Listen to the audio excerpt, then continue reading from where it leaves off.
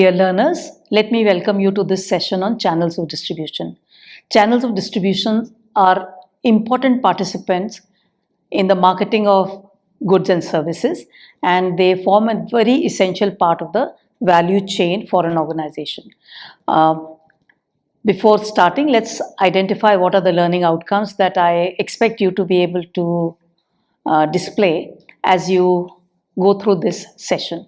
You should be able to discuss the importance and rationale for channels of distribution. Should be able to say why, if at all, should we have channels of distribution. You should also be able to give a definition of a channel of distribution and be able to explain what are the different types of channels that are used by businessmen. There are several flows that are transacted through these channels. You should be able to explain and identify what are the different flows that are transacted through channels. In addition, you should also be able to describe what are the different functions that channel members perform and how do they add value to the entire marketing network. Let's first answer the question, why should we have channels in the first place? The term channels of distribution is loosely applied to the network and system of institutions that come together to enable the movement and delivery of goods and services from the point of production to the point of consumption by performing a series of interrelated activities and interrelated services, and therefore they become a very valuable part of the value network. I'm sure you would have done the value chain by Michael Porter in your initial exposure to concepts of marketing. Now, if you look at the outbound and inbound value network components, all of them are actually contributed by channels of distribution. So when a manufacturer provides firm utility by producing a product, those products are produced at centers which are far removed from the centers of consumption. Goods are produced at specific times, but they may be consumed far more regularly. They may be produced by a very few number of producers and manufacturers, but they are consumed by a huge, large, dispersed population of consumers. So there is a disparity or discrepancy between the points of production and points of consumption. The agencies that are used to connect these dots are channels of distribution. They therefore perform a very important function of creating time and place utility. As we just said, the form utility is created by the manufacturer. He creates the product and gives it a form, gives it a packaging, gives it a branding, gives it a brand image. Now, for all of these values to be enjoyed by the customer has to have the products in his hands.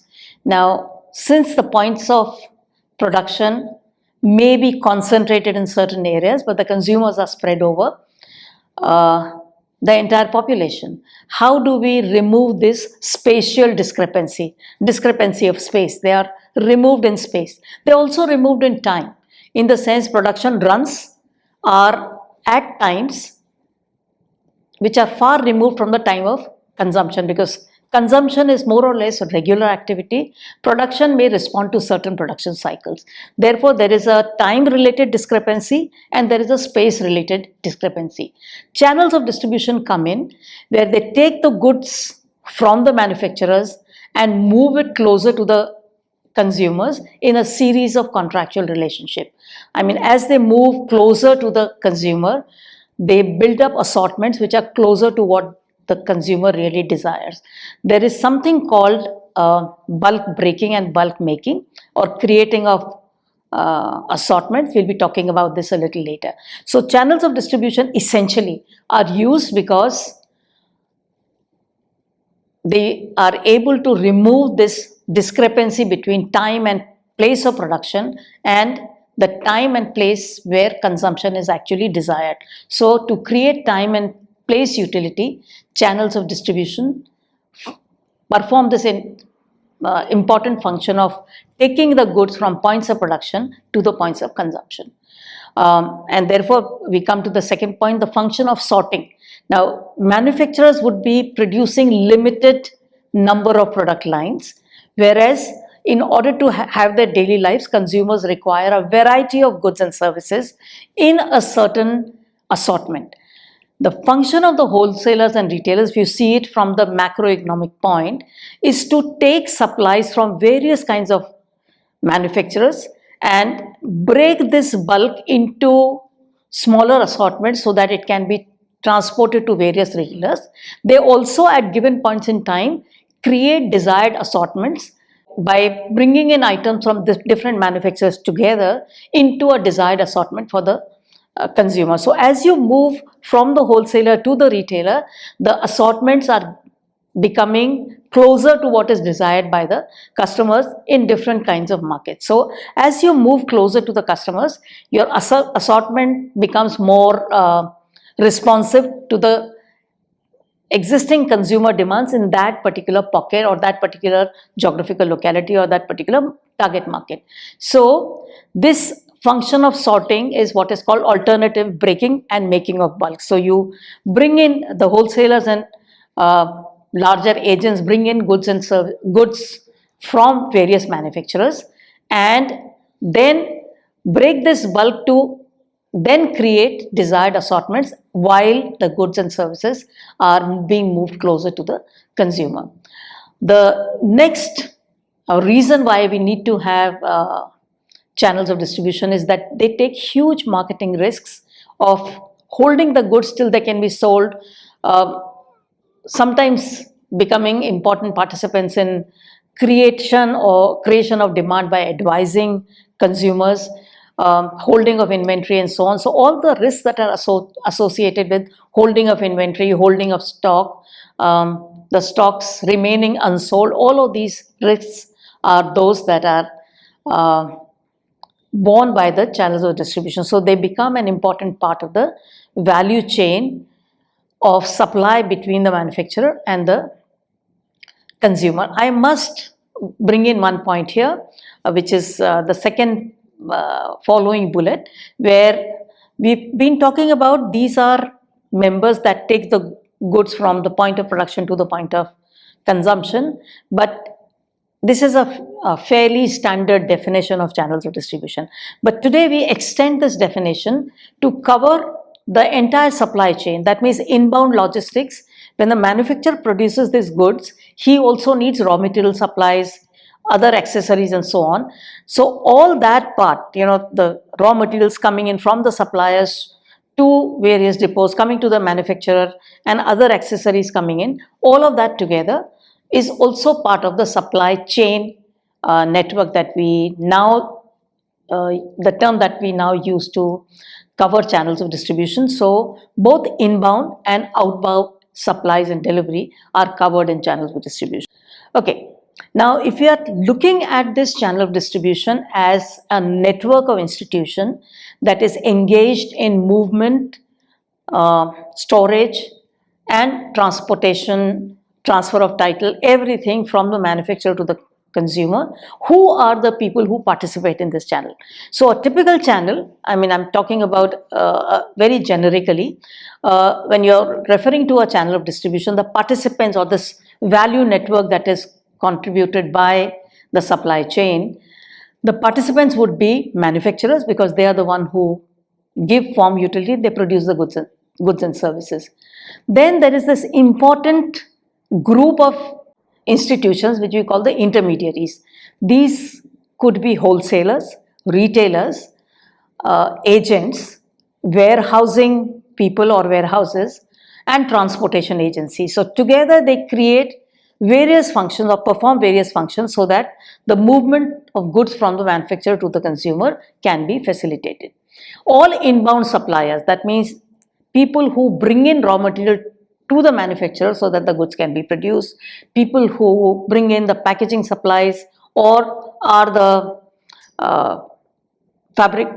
packaging fabricators, they are all part of the value chain. So this is the inbound logistics or inbound supplies. Who are the logistics participants? The logistics participants are actually all the third-party transport agencies. They could be airways, waterways, roadways, railways, all of these logistics partners that help move goods over long distances or short distance or whatever the case may be. But anyone who's involved in creating this logistical support is included in the logistical participants. The next category of people are the facilitating agencies. Now, when goods are moving, they would need to be insured. They would also need, you would also need finances to cover some of these investments that are there in inventory and so on. So banks, insurance agents are all examples of facilitating agencies. Carry and forward agents are all examples of facilitating agencies that facilitate this entire value network by providing essential risk supporting services. Then, of course, the final destination is that of the consumer. So at one end is the manufacturer, the other end is the consumer, and in between there are so many different participants who come in together. Of course, the inbound suppliers would be at a stage that precedes manufacturing. So this is the whole value network that we are talking about when we are discussing channels of distribution. Now, it is also a good idea to basically look at a channel as a system of flows.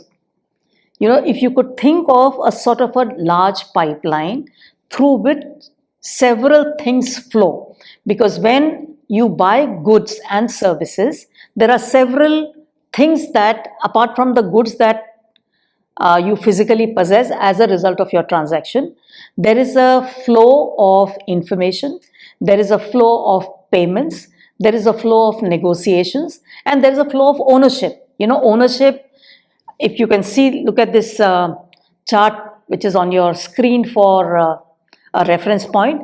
The first flow that we are talking about is product flow. So from the manufacturer, it may go to wholesalers, it may go to retailers, and ultimately reach the consumption point or reach the buying point where the consumers can come and buy it. Similarly, there is a lot of information flow, the information that is created by the producer of goods and services, and through certain agencies, and also partly through the agency of these intermediaries comes to the point of the consumer. Of course, there may be very direct channels of information communication, which is mass media and so on, but right now some of the information that flow, some of the flows that come through the channel also include the information flow. Then you have the title flow, which is the ownership flow. The initial ownership or the title belongs to the manufacturer. There are two kinds of intermediaries as far as the title flow is concerned or ownership flow is concerned. There are agent middlemen. The agent middlemen do not take the title to the goods. They hold the title on behalf of the manufacturer, and then they give it either to the wholesaler or directly to the consumer. So as long as the agent middleman is holding the goods, he's holding them on behalf of the manufacturer before they can be given over to the consumer. The other middlemen are the merchant middlemen, and all of these we call wholesalers, retailers, and so on. Now, wholesalers and retailers actually take ownership of the goods, so they buy the title of the goods from the manufacturer, and then as they go down the channel, they transfer this title to successive owners. So the other flow, I mean the fourth flow that passes through the channels is the title flow or ownership flow, and ultimately the physical goods, the physical possession of goods and services. So all of these are the different channel flows that we talk about. That is one way of envisaging a channel. So think of it as a pipeline where several flows are taking place, and this pipeline is actually made up of several intermediaries coming together in a network that enables this flow down to the point of the consumers. Now, if you can just think of the fact that your consumers are dispersed all over, geographically dispersed all over, and they consume goods at different times. For example, a lot of toilet soap, maybe thousands of tons, but at an individual household level, maybe 4 cakes of soap in 1 month, and different members of the family may actually want different brands. So maybe 1 cake each of 4 different brands. Therefore, the channel members fulfill this important function of creating desired assortments. So as the flows are taking place, the assortments get built up to the point where the consumer can actually come and exercise his choice at the retail counter, at the mall, or wherever he's doing his shopping. Now, in present times, we've all gone through very difficult COVID times. Now, in all this time, most of the supplies were very direct because you were booking your orders onto online supplies and the goods were being supplied to you. So, there the channels become very, very direct from the manufacturer to the supply aggregator and directly to you. So, there are times where these channels get shortened, but again, flows like payment flow, title flow, physical flow will still take place. Now let us quickly go through the important functions that channel members perform, and we can categorize them into two or three categories, actually three categories. The first category is that of transactional functions. These are functions related to the actual transaction of owning goods. So in order to be able to translate the title back to the consumer, the wholesalers and retailers will have to acquire the title from the manufacturer and then take it down the line. So two of the important functions they perform is buying of goods and acquiring title from the manufacturer and then selling them down the channel. So a wholesaler will sell the bulk that he's bought from the manufacturer by creating smaller assortments and sell them to various retailers who would then take it closer to the point of consumption. The retailer in turn will be selling the title of the goods to the consumers. Now, when the goods are moving down the channel, who bears the risk?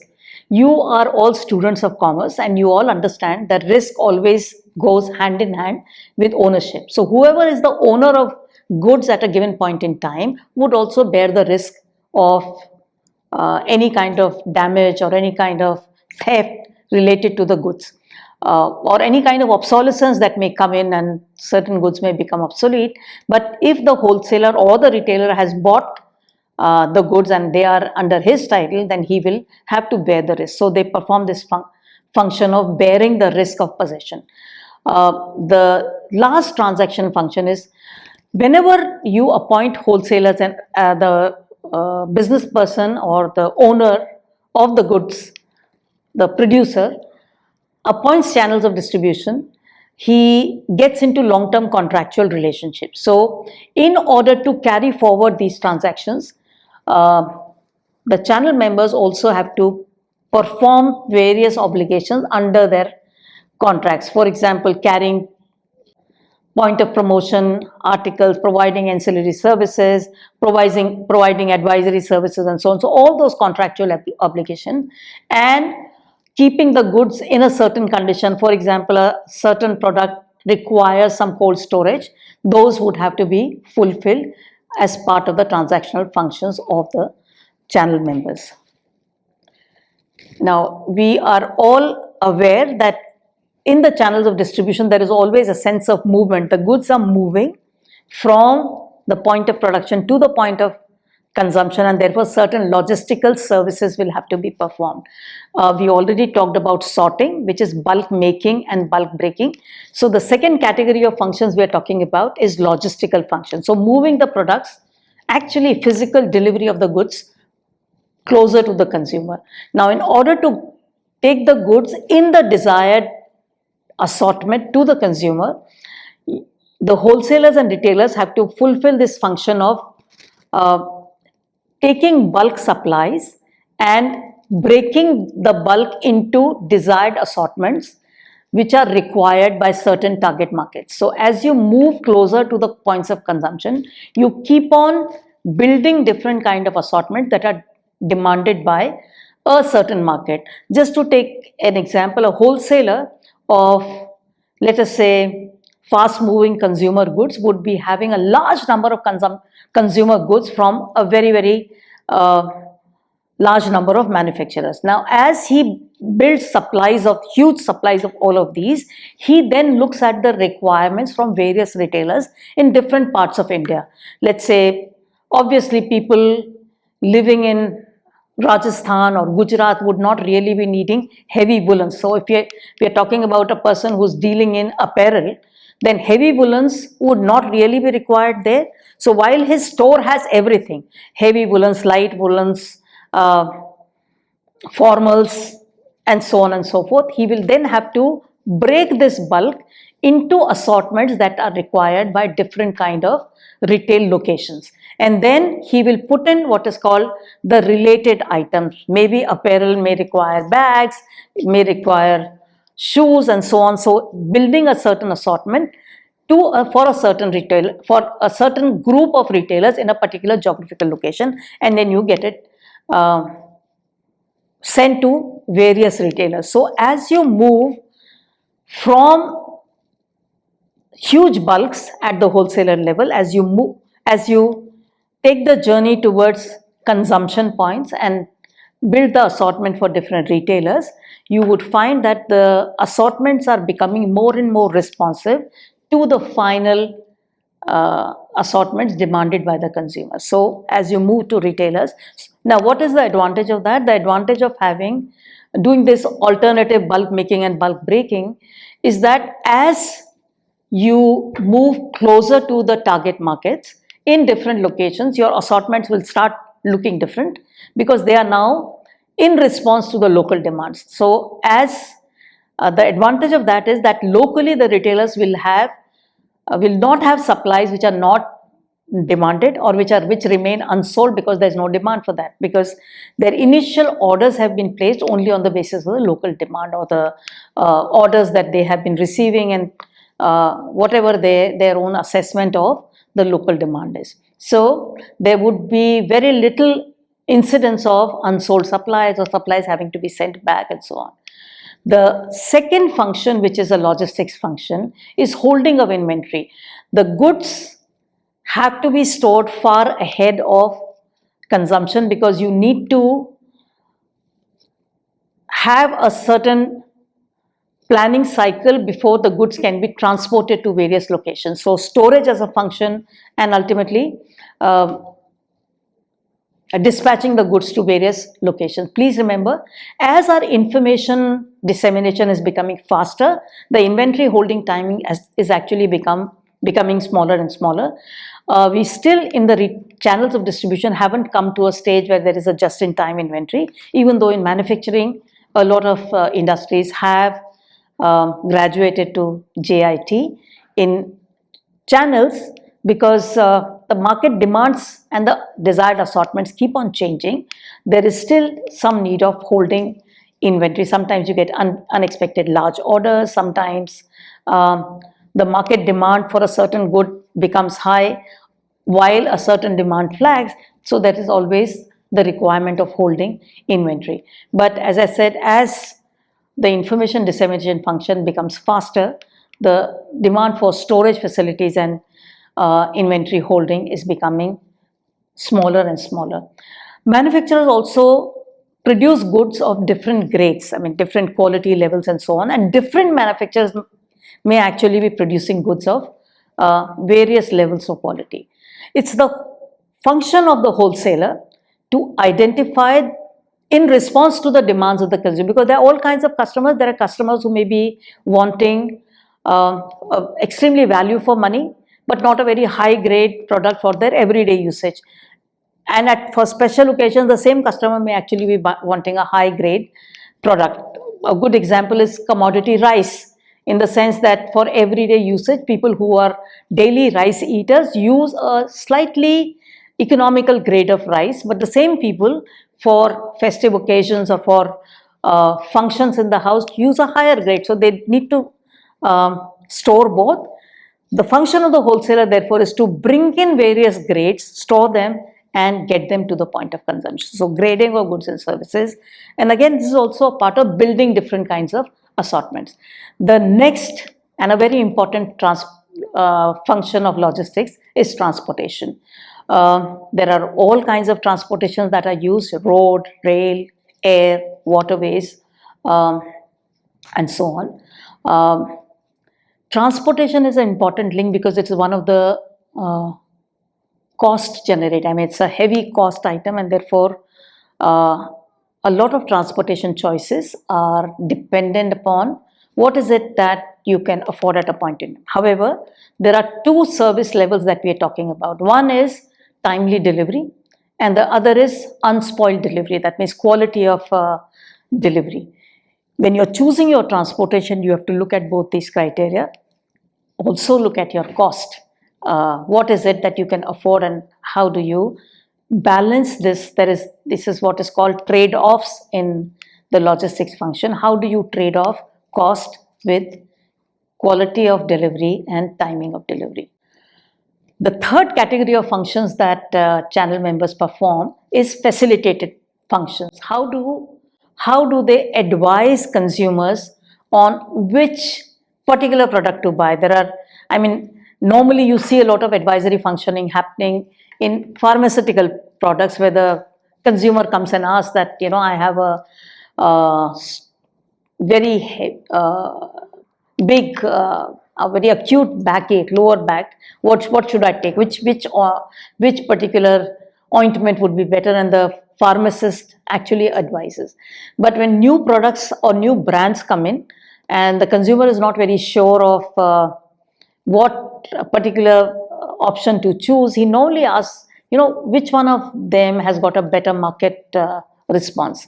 So new hair oils are hitting the market, new shampoos keep on hitting the market, and sometimes the customer asks for information and asks for advisory support. Channel members fulfill this very important function, and this is more true of retailer than of the wholesaler, because retailer is the person who's in direct contact with consumers. His proximity to the consumer also gives the retailer a certain kind of market advisory power, in the sense that at the last point he's able to actually push a lot of new products because of his reliability with the consumer. So some consumers may actually ask for his opinion, some may have a certain idea in mind, and the retailer may be able to display a new product and talk about the product and sell that product.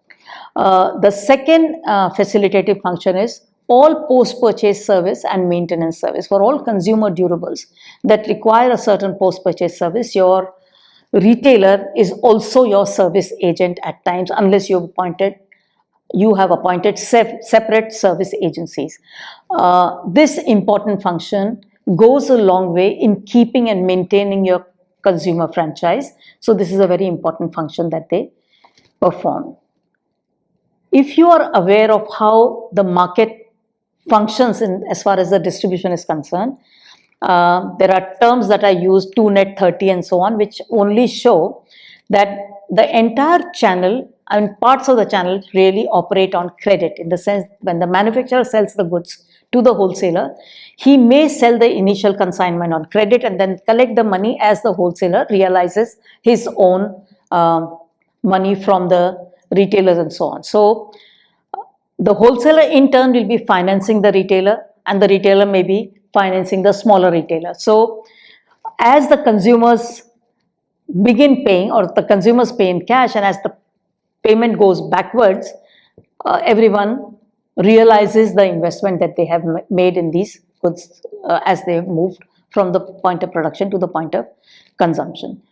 The last function that I would like to talk about is the function of market information gathering. Because the retailers are so close to the customers, they're looking at what is the product that is flying off the shelves, what are the questions that people have about products, what is it that they come and talk when they give a repeat order, and so on. They are a very, very important component of the market intelligence that the producer can collect. So this is again an important function. Information from the trade, information from the consumers, all going back to the producer, so that he can use this information in making products more responsive to the consumer's desires and his wants.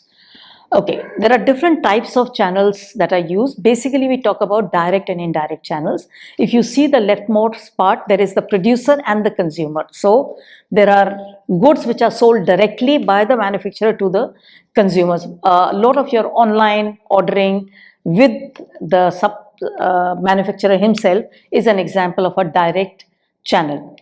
Most often than not, however, in the market, because your markets are so dispersed, you need to sometimes use channels. So there could be, if you see, there could be one level channel, there could be two level channels, or there could be three level channels. So depending upon how dispersed your market is and how many participants you want to use, you may need to have various levels in your channel. So you can have a manufacturer, a wholesaler and consumers.